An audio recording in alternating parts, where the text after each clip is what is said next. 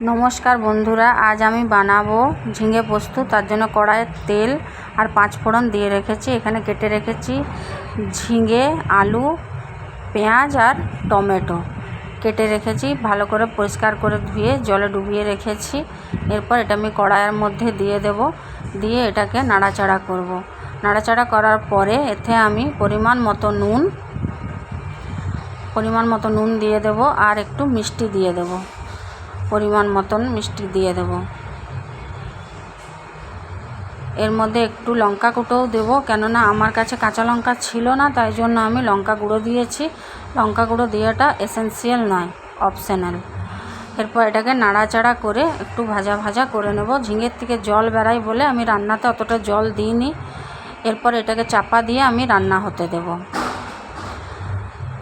এরপর দেখুন এটা ঝিঙের জলে সেদ্ধ হয়ে গেছে। এর মধ্যে এবারে আমি বেটে রাখা যে পোস্তটা রেখেছিলাম, ওই পোস্তটাকে এরপর এর সাথে আমি মেশাবো। পোস্তটাকে আমি মিশিয়ে দেব। এরপর এই পোস্তটা বাটি ধোয়া জল একটু এই পোস্তটার মধ্যে দিয়ে দেবো, এতটাই জল, বাকিটা পুরো ঝিঙের জলের দিয়ে সিদ্ধ হয়েছে।